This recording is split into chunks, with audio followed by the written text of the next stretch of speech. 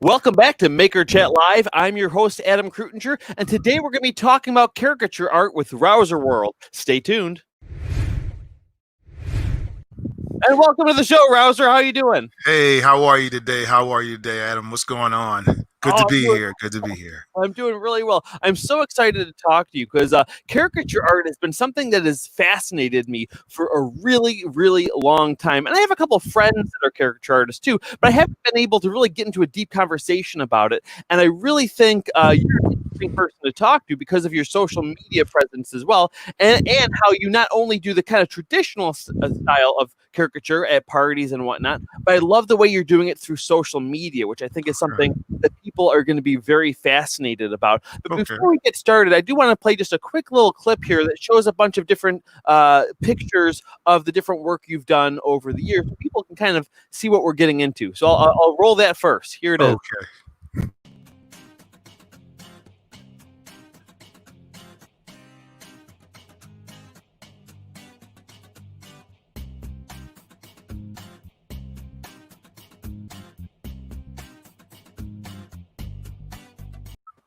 Oh, So brings back people, memories. yeah, I'm Yeah. sure it does. Yeah. Mhm. So people got a quick little look at some of your art that you've been creating. But my first kind of question to you that fascinates me about character artists, because I am an artist too, and I can draw, but there's a lot of pressure to being able to draw on the dime right in front of somebody and then hand it to them versus more of like what I've done in my past is like I'll do a sketch, I'll rework it, I'll work on it for a long time. So can you tell me a little bit about what it's like to have that kind of pressure on you while you're working? Well, I'll tell you what. Generally, it's for me what I do at first when I first started doing caricature. Obviously, I went through a lot of the anxiety of whether people would like the picture or not. But how I kind of deal with it is I kind of I for lack of a better word, I kind of draw on I learned to incorporate a faith base into what I'm doing. So I kind of, as I grew bigger in my faith toward God, I just, it eradicates the fear of doing it. So I feel like I can get to know people. I get to know them real quick, ask them personal questions or not so personal, but I'll ask them Yeah. questions about themselves, find out a little bit about them. And I try to warm up the situation. Caricature is 90, I would say almost 80% of it. Believe it or not, is not really about the picture itself. It's more about the experience for the person. Mm, So, like I've seen different styles of caricature. Some where they have a very similar likeness to the person, and one where it's not so much like them, but it is still about the memory. So it may be a boyfriend and girlfriend, a husband and wife, or a family, and they're excited because they're on a vacation, or or maybe some of them have never had the experience of being drawn before, to get to laugh a little bit, enjoy a little bit, and you'll be surprised once you get people to open up, you'll see the goodness in them. That relaxes you a little bit, and yeah. then you're able to take off from there. Yeah, that's really interesting too, because one thing I know that you can in art, it's a lot easier to capture someone's essence when you do know them and have a personal relationship with. And since you are often, I imagine, drawing people, in minutes that you've never met and will maybe never meet again, is there any special techniques you use to try to help capture that person's personality in the art? Okay, well, what I like to do once again is I like to get to know them. I'm watching as an artist. As I grew in art, I've learned to be able to what's the word I'm looking for? Look at a person and feel what they're feeling, or feel what kind of person they naturally are. I believe this. I believe there's an inner happiness in every person. So I always, no matter what kind of cartoon I draw, I always start with the smile. That's the first thing I do, is I try to get that person to smile. And I'll see, I've had times where people will say, I don't smile that much or whatever, and I'll say, well, you got to be kidding me, because it looks like you're grinning from ear to ear, because it's once again the excitement of being drawn. So I usually start with once again getting to know them on that personal level, make them open up a little bit, And then once they do that, I'm able to feel what kind of person they are. I look at their expressions that they make all the time, and I try to key in on the expression that they make a lot, because that is generally how you are identified as when people think of you, they think of what kind of expression that you have on your face. I don't know if you've ever looked at anybody before and said, it feels like you look like this person. Well, they don't really look like them, but because somebody else might look at them and say, they don't look anything like that person. But for you, for some reason, this person reminds you of that person. And it's usually those expressions or those facial things that we draw. In fact, I have some little, I don't know if I can show you these right here. I always draw these of myself before every stream. And you can see that I practice drawing a lot of expressions. And each one of these expressions are how I feel sometimes. You know what I mean? I Yeah. draw the picture kind of around the expression. This right here is me on my live stream. That's how I always feel if you want to know how I feel. Yeah. Yeah, no, that's really cool. Okay. Yeah, well, one thing it makes me think about too, though, because like when you do so many drawings, I'm sure that at times, especially if you have a really long line at like a wedding or some sort of holiday event, I can imagine that it can feel more mechanical. And I'm sure that there are, in the same way as I used to make balloon animals and stuff, there are tricks you can do to kind of save time by having these kind of tools in your tool belt, by doing a similar type of eye and or a similar type of mouth or something. Are there any special tools you use if you have to go like extra fast for an event? Okay. I think I understand what you're asking. Okay. I'm gonna put it like this. Yes, there is. Okay. Number one, obviously is how much time you spend practicing. Okay. So what I do is there's not people don't look, there's not that many categories of how people look. You have, round face, square face. I think of everything as a basic shape. So when I sit down, I might look at somebody and say, blockhead or square head or triangle head or octagon head. And then I start from that point. Once that cuts so much time off the drawing when you're able to identify quickly basic ideas and basic shapes. So I spend a lot of time working on that. The next thing is obviously your tools. With the tools, I like to use inexpensive stuff. So I have a few of my different tools. Like for instance, I'll use. Let me pull this out right here. I'll use something like a really huge markers, which you can see them here. Something like these, for instance, which are able to cover distance really quick and color. Markers at big tips obviously can cover like stuff like hair very fast. I like to use stuff from the makeup stores, so you'll see me use a lot of like makeups and stuff like this. I also have hairspray. Now this is basically a sealant, so I can spray it indoors without nobody really being affected by the scents and stuff Oh, like that. sure. You know Rather what I than mean? like a lacquer or different. Right. Versus a lacquer where everybody in the party might not make it out if you use that. Yeah, So yeah. No, that's really funny. Yeah, yeah. I wanted to get into a bunch of your materials soon, but another thing I just wanted to talk about too, to kind of jump off of that, Mhm. is like when you're looking at somebody, how do you know what to exaggerate on them? Because that's what caricature is. You're taking features and you're exaggerating them and pulling it to the extreme. How do you decide what choices to make? Most of that, Adam, is going to be based off of instinct, because the fact of the matter is that everybody sees a person differently. So what I do once again is I'm constantly uh, assessing the face as I'm drawing it. For instance, and then I always feel like less is best. That's why you see my caricature style is not super exaggerated. Where, for instance, you might see somebody with a nose out here, okay, because it's been my experience that they may laugh at the picture initially when you draw it, but when they get home it'll never make it to their wall or to their living room, right? If you pay attention to this picture here, there's not a huge amount of exaggeration. Most of my exaggeration is going to be done from the head shape. That is the most powerful exaggeration that you can make in the picture. You make the head a little bit, you know If it's a, for instance, if it's a little bit diamond shape, let's say I have a young lady with high cheekbones. I'm going to bring out the best aspects. That's the answer to the question. I'm going to look for the thing that makes you the most attractive, and then I'm going to exaggerate that. I'm going to make your eyes the most exaggerated thing on the page. If I feel like, man, that's awesome, you Yeah. have really cool eyes. I'm not where most artists will pick the negative feature and make it bigger. I picked the Yeah. positive feature and make it the exaggeration.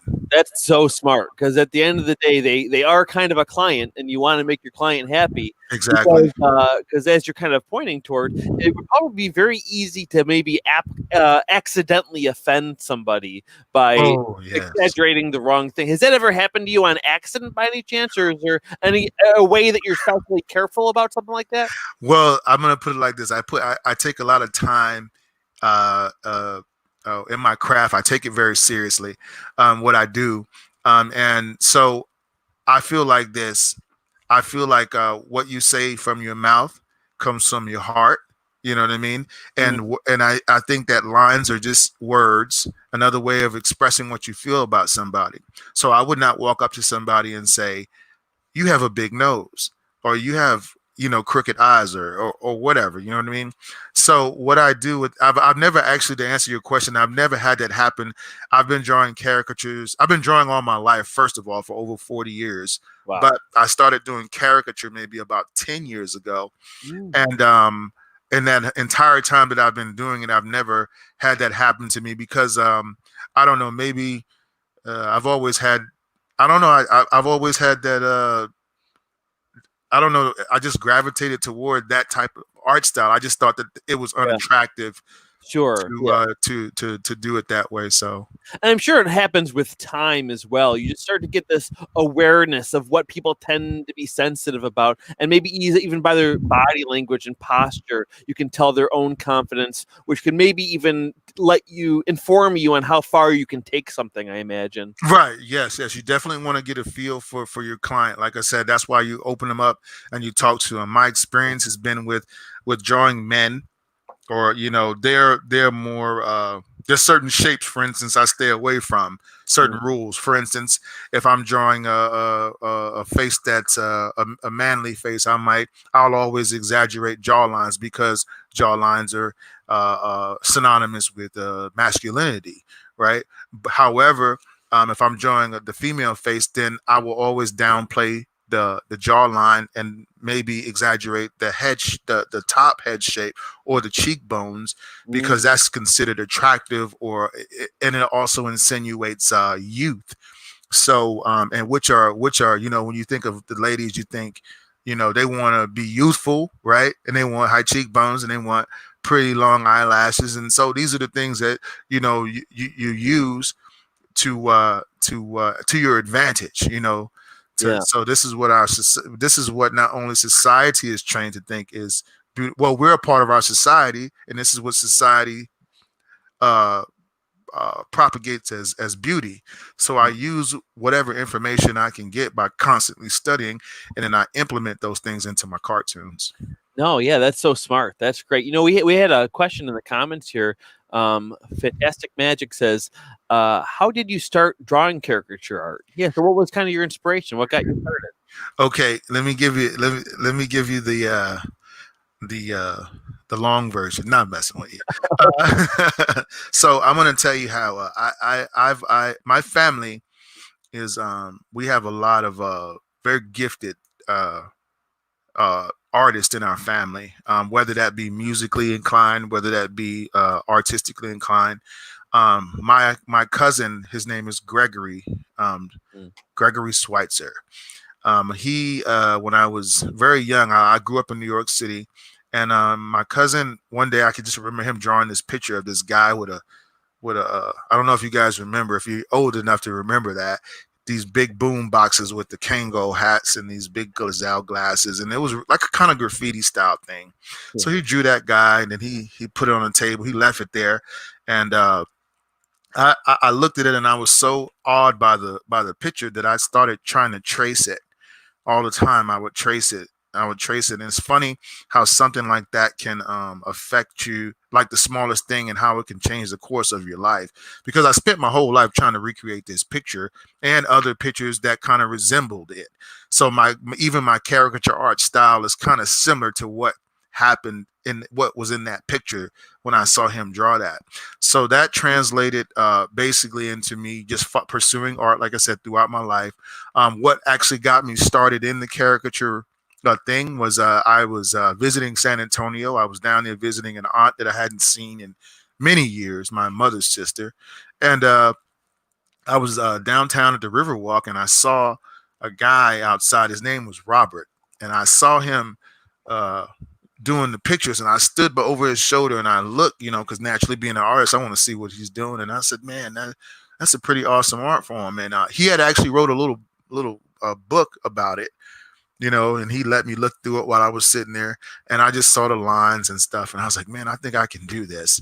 So what I did was I went home. I was kind of excited about it. I said, this is something I want to do. And I went to my aunt and I told my aunt, I says, Auntie, I said, I think I'm gonna try my hand at caricature art. I'm gonna go down to the Riverwalk because I saw all the tourists there. And I said, this would be an awesome place to do it. So I was like, I'm gonna go to the store and buy some stuff that I need. And she says, well, what are you going to do that for? And I said, well, what you mean? And she says, well, just go in the garage. The garage has everything you need. I said, so I went in the garage, and it was like, oh, artist heaven. My aunt, I found out, was an artist at this. I never knew this until I had Wow. seen her. And she had everything I needed, from the paper to the pencils to the pens to everything. So I took I took this little board. It was a little board. I put some paper on it. I made me a little sign that said caricatures, and I went to the Riverwalk. I sat on the stairs of when you can go down into the Riverwalk. I sat on the stairs. I took my sign. I put it next to me, and I said caricatures for tips. And then a couple walked up. They were from Houston. They were on their honeymoon or something like that. Um, and he said, "How much do you charge?" And I says, "Well." I said, I don't know. I said, I'm just doing it for tips. And he was like, well, draw us, it's our anniversary. And they would have had a couple of drinks, and they were happy. And so I sat there, and I just was myself, and I started drawing them. I had a background in portraits. So I really didn't know what I was doing. I just kind of winged it so it kind of looked more toward the portrait side, but a Yeah. little bit of cartoon in there. And, they when I finished the picture, they turned it around. It was in pencil, in fact, and they looked at it. It was a pause. My heartbeat stopped. That's what I'm trying to say. No, I'm messing with you, but it was a pause. And then he was like, we love it, we love it.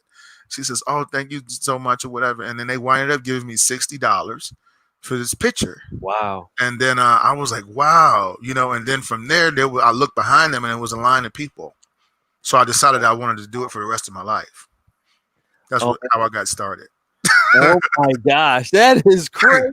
I would imagine other people like practicing for a long time and working up the courage to do it for people. I love that you just kind of you jumped in and without even like any training or really too much experience and even seeing it, that you kind of that's why it's one thing that drew me to wanting to talk to you, is because it seemed like you kind of had, there are some some kind of traditional caricature styles that people tend to do, but yours looked a little different, and I think that comes from how you got into it, which I think is interesting.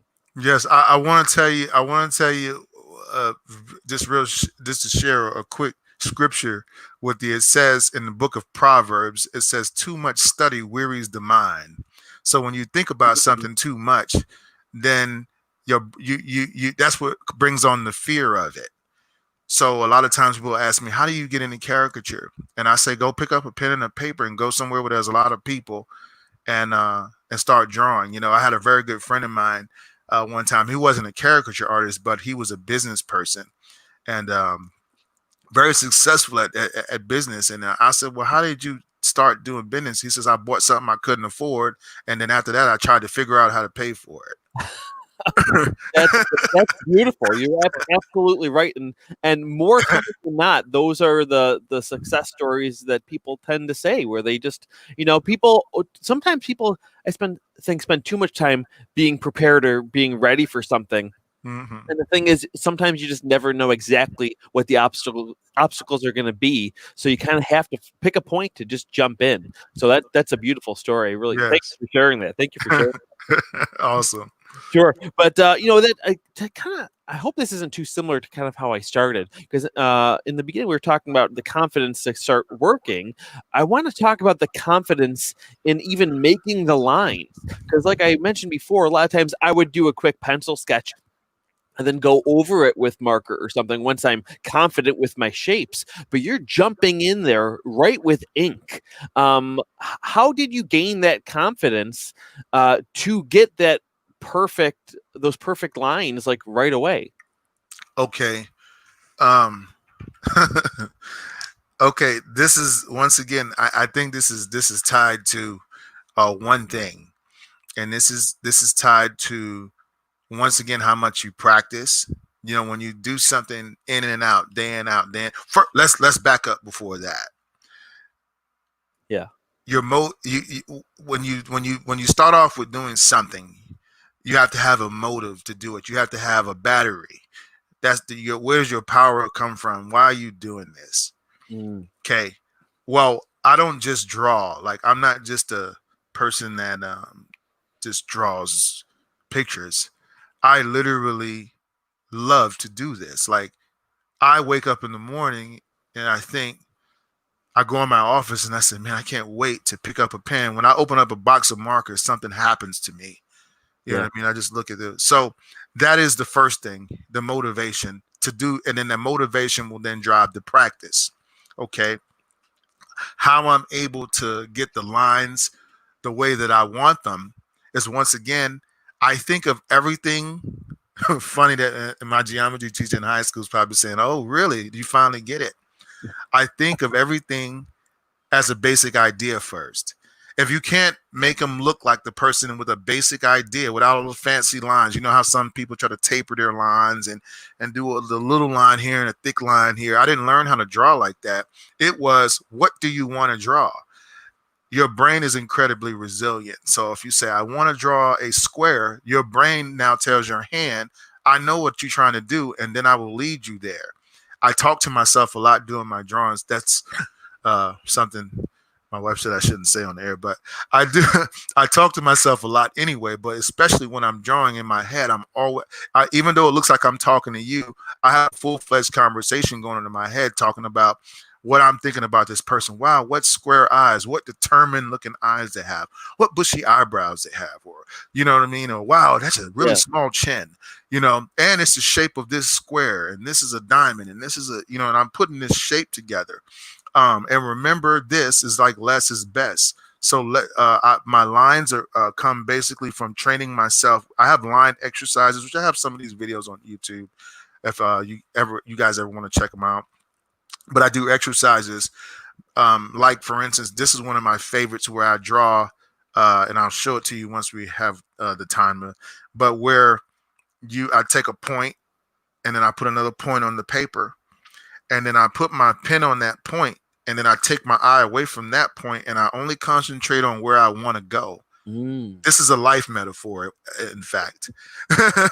Once you're already at the starting point, so there's no need to concentrate on that anymore. Where are you trying to go to?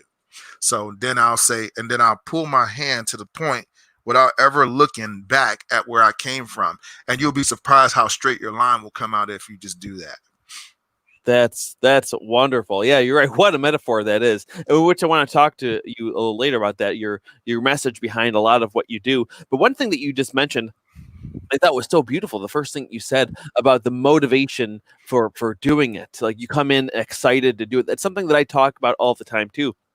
Because people tell me too, they're like, "Oh my gosh, I can't believe how many puppets you make, how fast you make them, how often you post them and stuff. Like, how do you have the time?" And it kind of reminds you of what you're saying. It's like artists don't want to make art; they have to. Oh, It's like we need food, we need water, we need to make art. I It's need not you to an say that option. again. That's awesome. It's not an option. We have to. We don't want to. We have Have to. to. Sometimes I'm tired and I don't want to make art, but I have to because Right.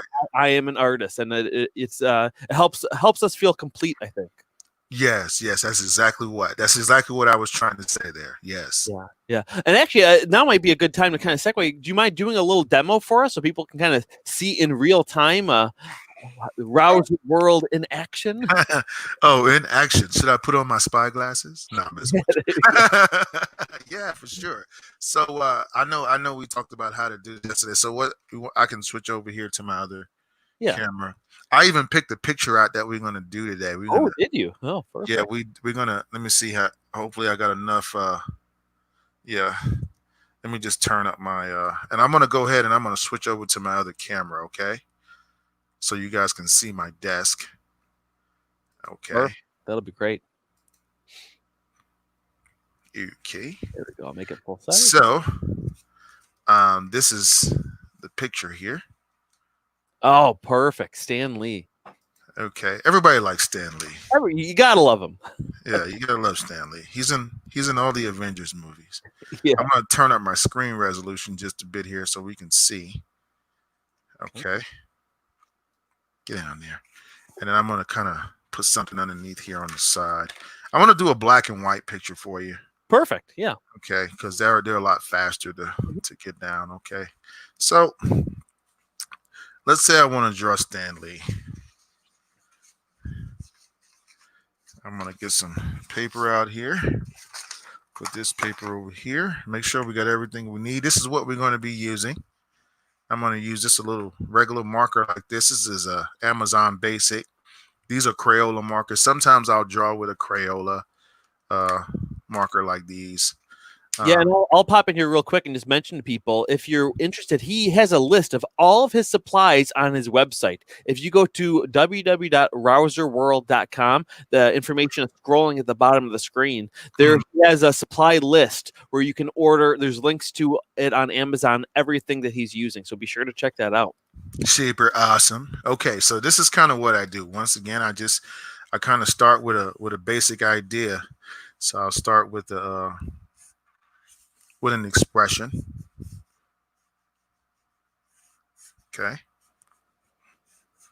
And then I'll go with some kind of eye shape.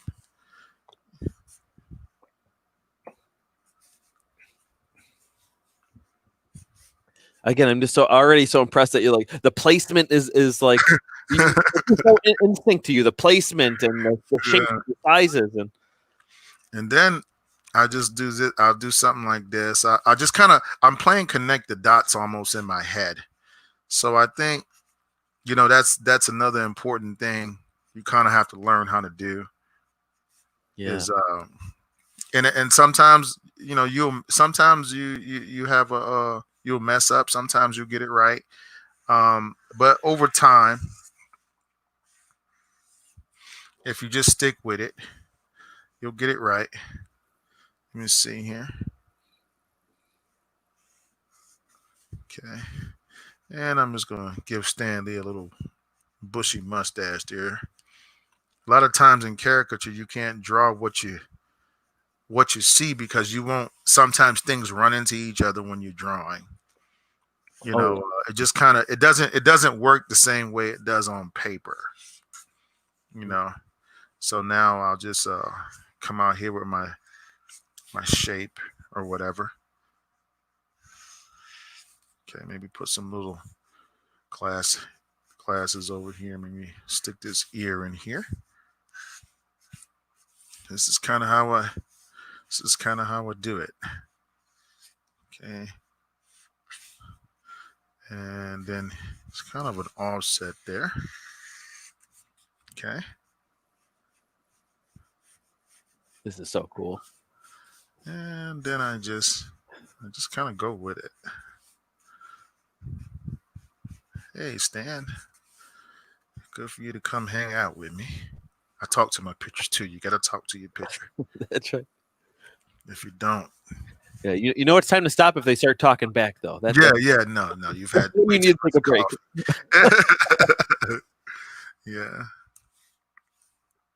Okay, wow. And So pretty much what I'll do here, I'll just add a little neck here, maybe a kind of a, and I'll tell you what we'll do.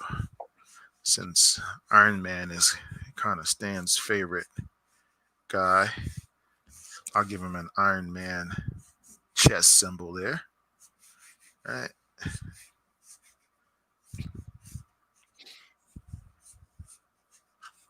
Maybe some maybe some little rocket launchers right there. You know, I used to have those.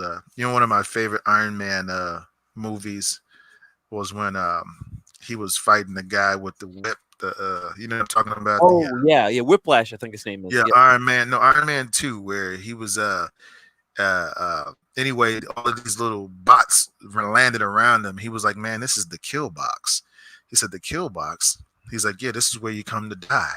I was like, "What?" Oh my And then he said, um, after the fight was they were in an intense fight, Iron Man said, "Just get down." And he was like, "What?" And then these things came out and he made a circle and he killed all the bots with this little ray beam. He was like, "Man, why didn't you lead off with that? We got into this big fight when you had that superior weapon." And he was like, "It's a one off. That was one of these things here." So Yeah. yeah, I'm too old to watch cartoons. That's what This is amazing, though. Oh my gosh! Again, just a matter this in a matter of minutes, and it's yeah. remarkable.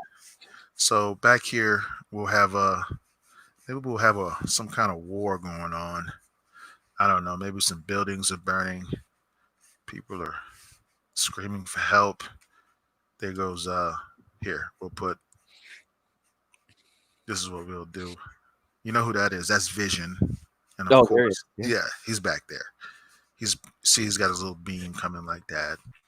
And then got some more little buildings. We want to do a little bit of a background scene there. You just kind of go with it, use your imagination. That's the fun thing about caricature. You got to have some smoke because there's so much fire that no smoke would be not a good thing. Okay.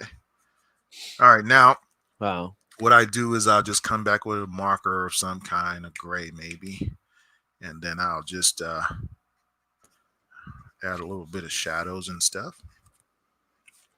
I'll do something like this.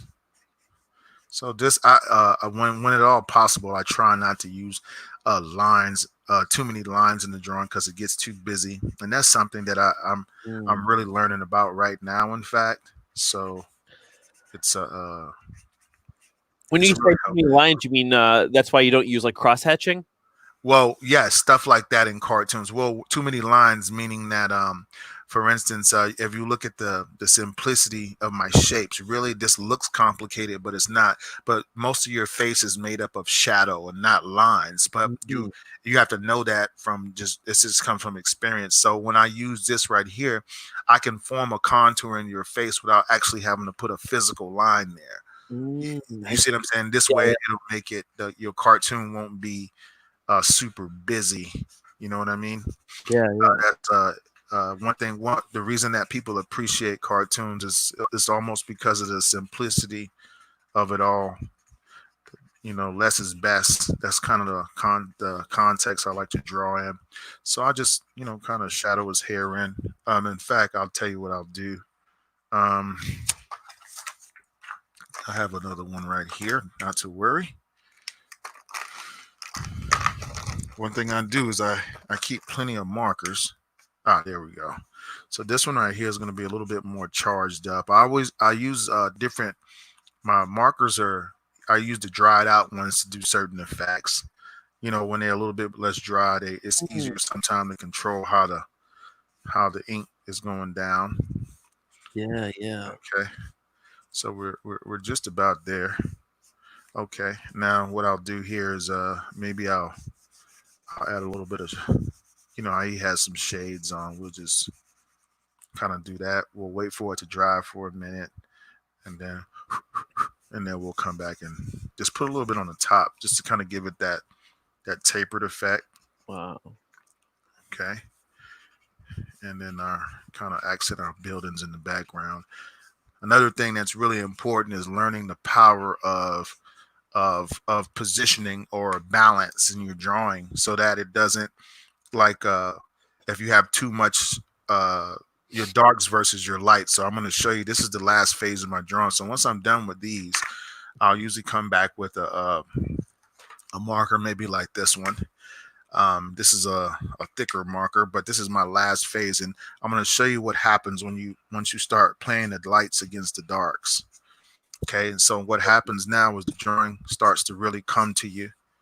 Okay, for instance, you can see here, I might make my lines on my glasses a little bit darker because I'm paying attention to my reference. Just that small little thing makes all the difference in the world, you know. Yeah. And then just go ahead, and I usually like to kind of darken the eyes in a little bit just to have a little bit of more life in there. And then pretty much I just put the name, you know. Okay, and there you have it. It's my Wow. little picture of me. It's real quick. That's that's amazing. Oh my gosh. You really were able to capture him. Holy cow. That's amazing. So you can't one of the things once again you can't do. You gotta this requires imagination. So it requires learning basic once again ideas. So I'll take little ideas like this, and I just wanted to show you something really quick, just to give you an idea for you, if there are any artists like kind of just watching. Um, I want to show you kind of what the idea here is. This is if I can. I'm gonna go to some photos real quick. Okay, and let's see if I can find something with expressions in it. Okay, this looks like something. Okay, so you can see these general expressions, right? Mm-hmm. So if I take these one any random picture like this one, that Mm-hmm. looks pretty crazy, right? And I draw it. It's not about particularly the shapes. Once again, it's about the expression. Watch. Okay. Mm-hmm. Now, as you can see, I drew exactly what was there. So what I'm doing now is I'll take the shape, okay,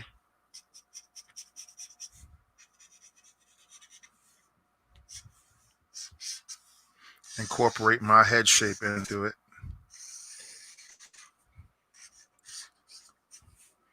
and now it looks like me Wow. without me concentrating on anything else. I took some random idea. So this is what caricature. This is what you have to learn. How can I basically make it look like them? And can I Wow. capture their expression? So I can draw this guy, and he's looking over here, and he's thinking, Yeah. "Is that my wife coming?" That's amazing. Yeah, you could easily just turn that into Stan Lee Or or whoever. man or anybody. And that kind of goes back to what you said in the beginning about how the main thing you use to exaggerate is the head shape. Mm-hmm. And this is a testament to that and how much you can really get the likeness as long as you nail that head shape and put a good expression on it. A good expression, and then whatever like small defining features they may have.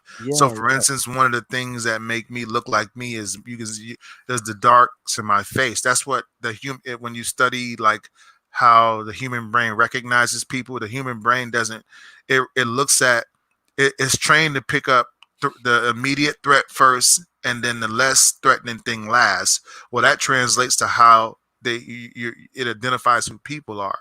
It doesn't look at the whole face. It quickly determines who they're looking at based off of cues in the face. So this that may in the head shape, that's Harry. yeah, Or that's Rouser. You see what I'm saying? yeah, It's not. It doesn't. But sometimes artists, when they say they have trouble drawing the faces because they're trying to mimic. They're trying to get 100 on the test every time, basically. yeah. Yeah. Interesting. Wow. I Mhm. mean, that's got to help with the confidence too, because if you're trying to get that 100 every time, you're kind of setting yourself up for a chance of a bigger chance of failure. Whereas as long as Right. you're trying to make something fun like that, that's really Really awesome. Now, Right. one more thing I just wanted to get into, just based off of watching that and what drew me into your work, is typically when you see a caricature artist, you see something like this. And this is a picture of you at some sort of event. And I was at Fiesta de la Flor. Yeah, I remember that yeah, day. but you're drawing them and you're looking at the paper, and obviously it's a complete surprise to them by the end of the drawing. They don't get to see the process as much, although maybe you might, of course, hold it up and show them partway through and whatnot. But one thing I'm so fascinated is your setup that you have for these live videos that you do, and Mhm. what you just did as a person, as an audience member, and or as the client. It is much more interesting and fun to watch that process from that top down view rather than the over the shoulder, having that over the shoulder view with a webcam rather than just being on the other side of the canvas. Yes, yes, yes. It's um I don't know how we I think this is like my wife's idea. She was matter of fact, my wife is also an artist. Um so we work together and collaborate. If you look behind me, like this shelf right here was, she loves I love Iron Man. She loves Mario. So um she gets more shells because she's my wife. But anyway, Yeah, of course. yeah. I know And how then that. yeah, and then she loves Wonder Woman. So she put she put it together so that it, you know what I mean. So Mhm. I rely on her a lot. Like for instance, colors in color theory.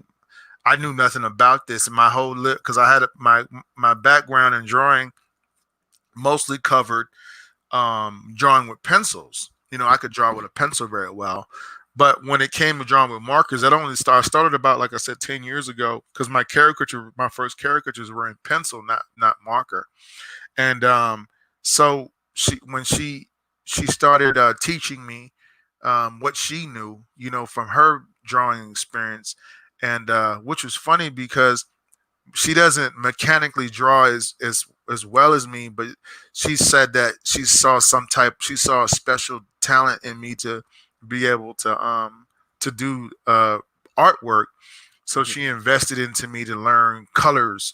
I didn't know how to mix them together. So when I would do a color portrait, for instance, my coloring would it would the line work impervious, but then the color was like, okay, that's you need to add more of this. You need to understand the color wheel. You need to understand Mm. this and that.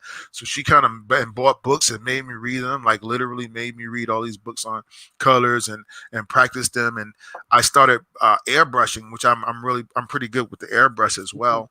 Um, I started airbrushing, and that really helped me out a lot with the airbrushing. Then eventually, I went to doing canvas pieces. Giant. I have some. I should have got that picture out for you guys. I don't have it here. That's okay. No, because I think that's really. I started off doing a lot of airbrush painting as well. Oh, really? You airbrush? Okay, awesome. Yeah, I use it on my puppets as well. This is the one I just recently did. If people watch the process video, doing a lot of airbrushing Oh, wow, on that's awesome this right baby there. Yoda character that I was working on before. Uh huh. But one thing I did want to get into a little bit of the coloring because again I'm not I've seen some caricature work, but I haven't really looked into it that deep. And in watching your process, I was really fascinated by it. So I'm going to show a quick clip of a video, and this is actually the drawing that you did of me. This is a Yeah. quick time lapse video. I'm just going to kind of mention while it's playing something that I thought was interesting about it. So this is you were doing this just the other day of me, and once you got into the coloring, I was really interested and fascinated by the fact that you were using makeup to color this thing. I Yeah. had never heard of that. I don't know if that's something that a lot of caricature artists do. Was that something that you developed, or is that part of what a lot of people do? That was, they say necessity is the mother of invention. Yeah. And I'm going to tell you, first of all, my one of my pet peeves as an artist is I get a lot of, especially young children, they'll want to draw and they'll have their parents go out and buy these $500 markers. Mhm. And I say, if you buy a $500 marker, you just made a $500 mistake. You know what I mean? Now you didn't just Yeah. mess up a picture, you messed up a $500. This is a $500 mess up. Yeah. So what I did was I started. Our art supplies are expensive, Mhm. okay, and so it is something that you're going to be investing a lot of money into as a artist in general. You're going to go through that in your lifetime. So I started figuring out, well, what is the most cost effective way to do this? Um, I then started researching, and I saw that wow, what marketing usually does is okay, they'll sell you something the same thing in a different package, call it something else, and charge you more for it. Okay, so I discovered that's what they do a lot with. I was like, well, what is this marker? What do these oil pastels have that I don't? Why do these cost $55 or $60 for a box of these, and why does this cost 99? Well, why does this cost 99 cent when they're essentially the same thing? In fact, this works better Yeah. and they last longer. Okay. And so I decided with pencils, I started out when I first started with the makeup, I started with makeups like these. Okay. Mhm. And these makeups, because I chose these because of pencil. They work very similar to how a pencil works, in that they spread around once you put them on the paper. You know what I'm saying? It's kind of thundering and lightning where I'm at right now, so I don't know what's going to No. happen. But I started with these, and then eventually I would just kind of experiment. Well, what can I add with this? What can I do with this? What can I do with that? And that's how I came up with my supplies. I just I got creative with it. So it's pretty much an invention based off of uh, affordability was one of the factors, and then obviously how comfortable I was with using it. That was another Yeah. thing too. Well, I can hear some people screaming now, like makeup is not cheap. Makeup is very expensive. Oh, really? But I'm sure you found a high end makeup probably doesn't work any better than a lower end makeup when you're making art. I would imagine. Exactly. It Yeah. doesn't matter. In fact, like I'm gonna tell you something. You see this hairspray right here? Yeah. Okay. This is cheap. This is considered like for lack of a better word, this is kind of a low ghetto hairspray. What they call it. This is like, so then you have the ones that the hairspray that cost $5 or $6 or $7 a bottle. Now I bought both hairsprays. I Yeah. bought first. I spent the 7 or 8 or 9 or whatever $10 it was, and when I sprayed it, it didn't work for me. It didn't work the same on my pictures. Yeah. But however, something about this spray right here, the way that it's manufactured, it works for my drawings. So now I can buy this for 99 cents and use it as a sealer versus spending $6 or $7. So it's really what works for you. Makeup, a lot of the times with makeup, I mean, if or any product, let's just not even talk about that. We'll just talk about any product. Yeah. A lot of times it's really the way it's marketed. Yeah.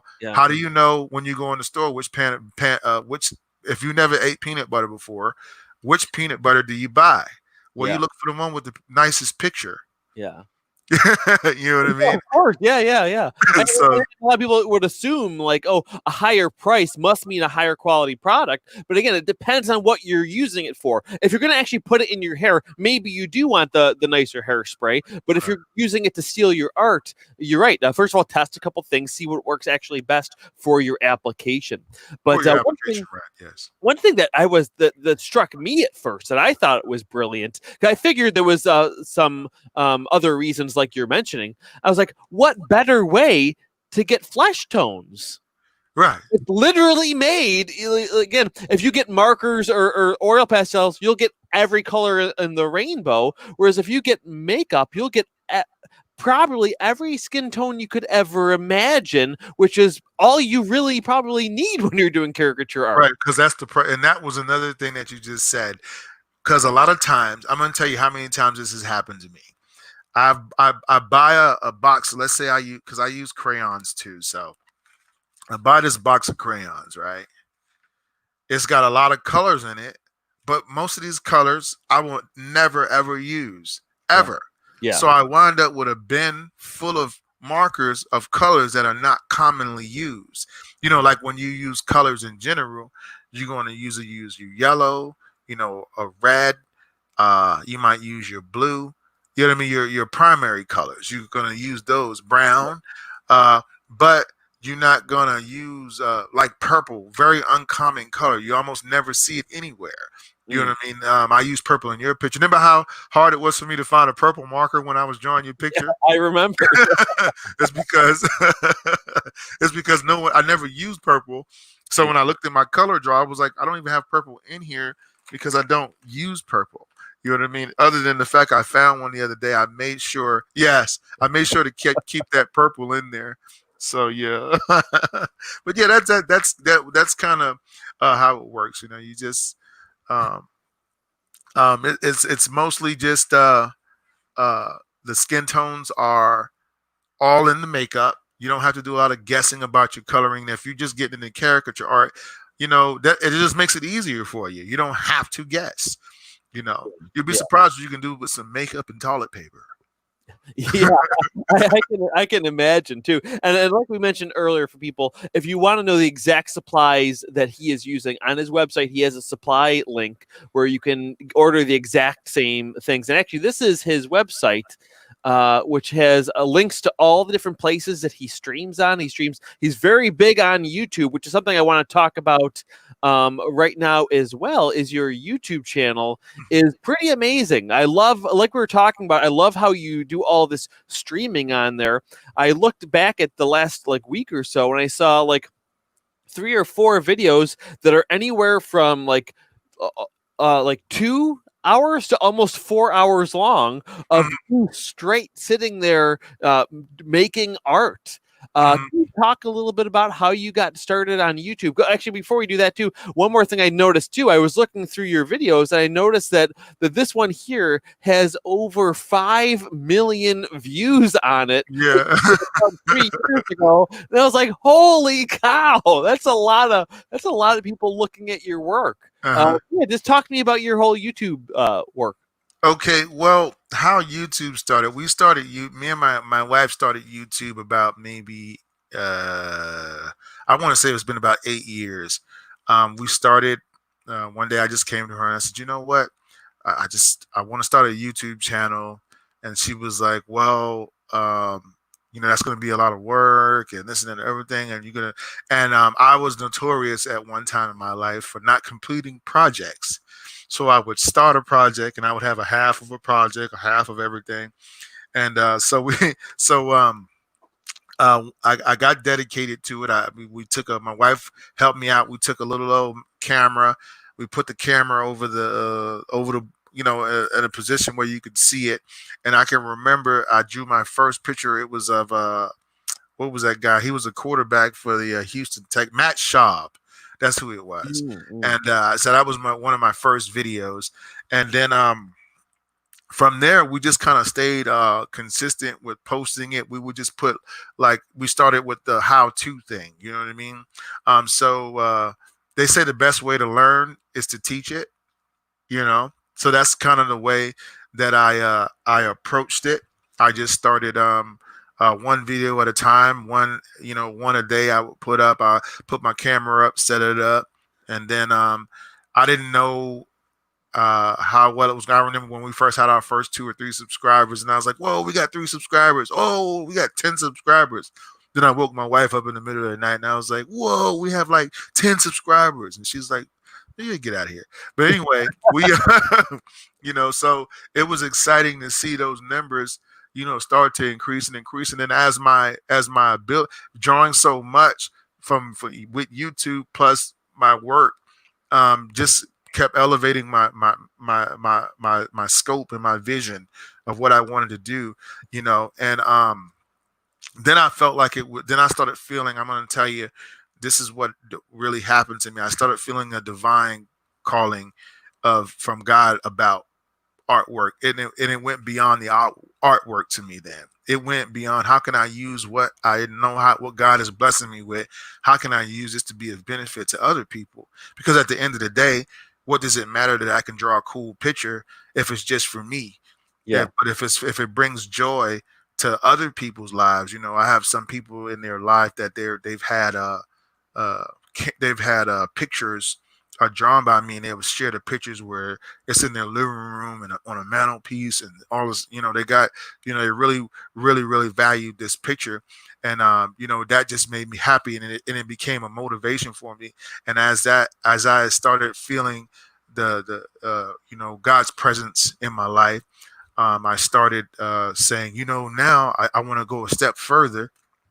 So now it became a way to, for young. I started thinking about all the young kids and all the mistakes that I had made in my young years, not knowing, you know, how to, you know, I didn't know, I just didn't know, you know what I mean, how to behave myself, you know, or how to think. You know, I knew how to think, but I didn't know, I didn't understand life, and God showed me a lot about life, and then I wanted to share that. So I was like, well, how can I get people to listen to this, because the behavioral aspect of it and how to be a better person was the more important thing to me than the artwork. So even now, that's what it became. It became me wanting to be of a help to these young people that need a positive reinforcement. I've had so many kids come to me and tell me, my mom and my dad, I always wanted to be an artist, but they wouldn't support me, or they told me I wasn't, that I didn't mean anything to them. And you'd be surprised what some of the young people are going through out there.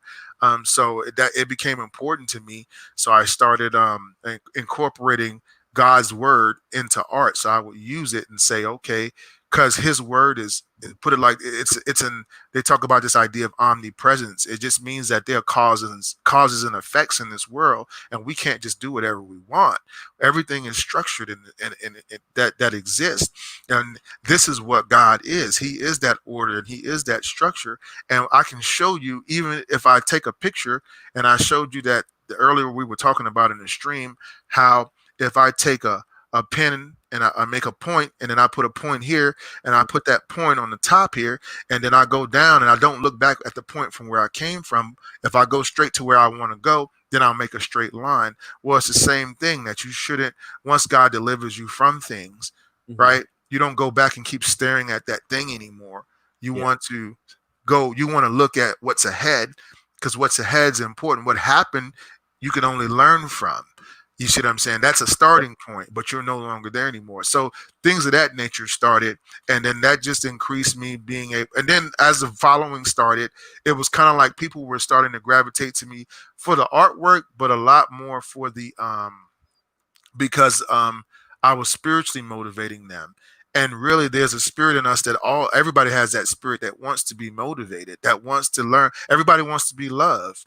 And when you Yeah. feel love, and when people feel love, they gravitate toward that. So I believe that once again, God's word said, "Love conquers a multitude of sins." It is a, you know, I love the people that I love the people that are following me. It doesn't. It's not it's not. This is the Harry Show.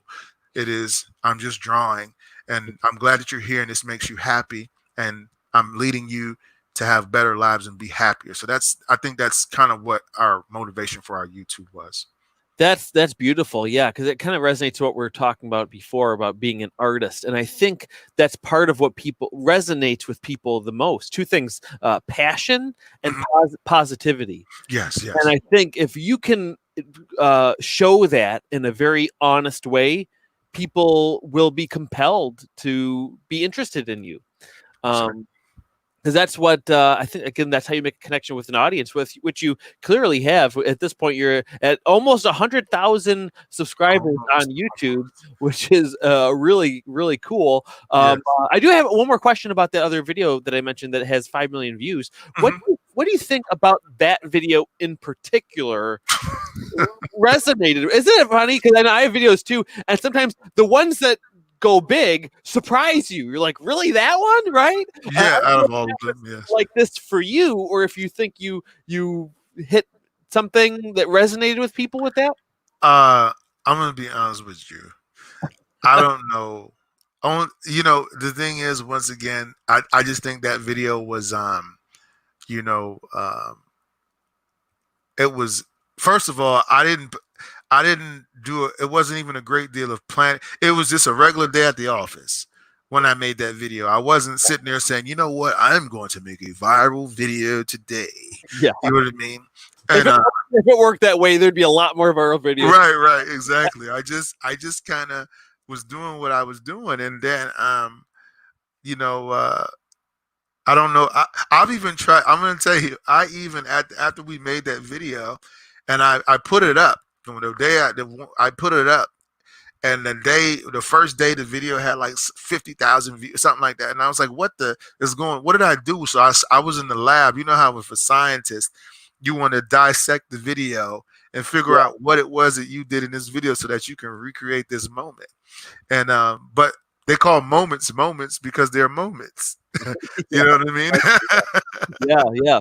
No, absolutely. It's something that I'm, I think people try too hard to make something, like resonate. And that's not really how it works. Because you never know what it is that's gonna put a video over the edge. So all you can do is just be you and do your work Mhm. and put out as much as you can. Because that's the other thing too.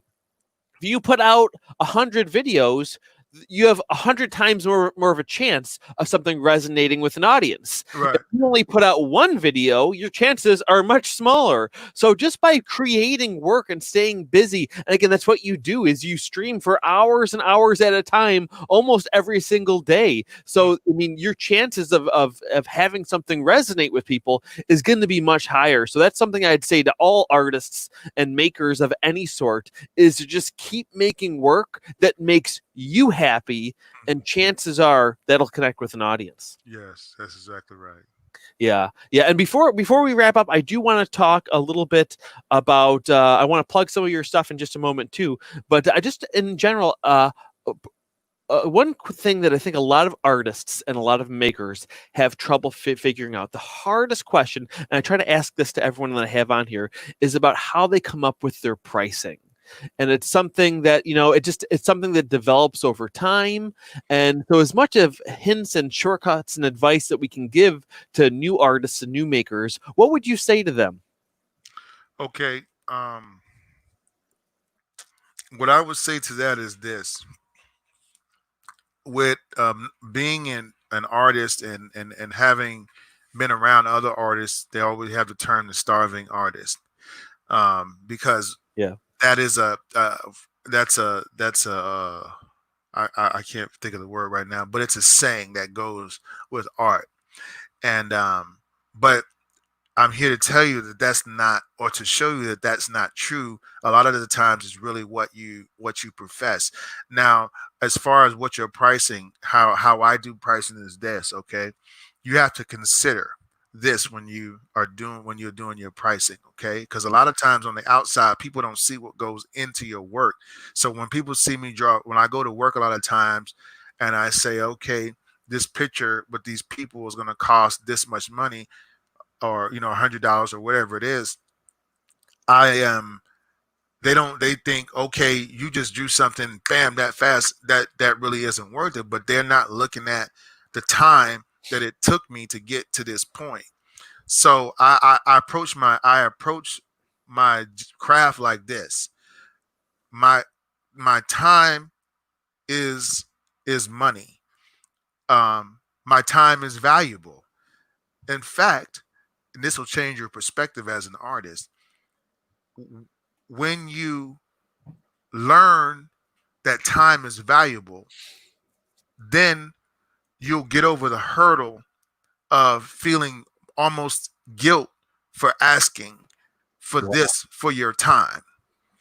Because if you run out of time and you have a lot of money, what do you have? You have nothing. So Yeah. your time, you figure out. What I did was I said, okay, my time, I figure all that in. Um, what this means to you, I think about it like that. I tell people that, when they ask me, hey, that's a lot and all that. And I basically have a picture, I have a mentality that kind of like either you want it or you don't want it. Because if you do want it, Yeah. then you'll pay for it.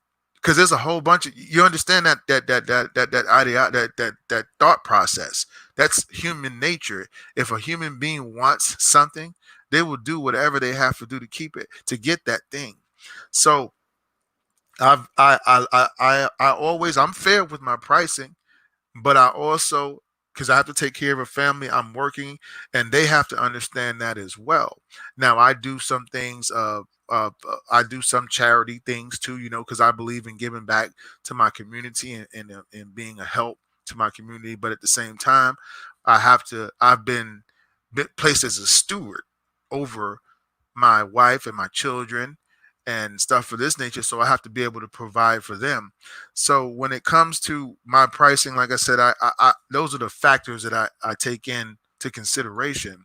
Um, you should you should be fair. Charge based off of what your experience level is.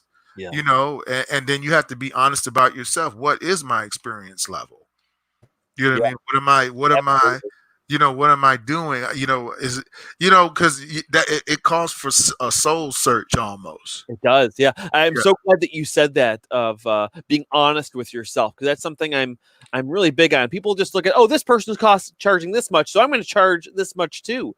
And there's more to say than just even the quality of your work, but even how long you've been doing it. Are these are all factors to take into account.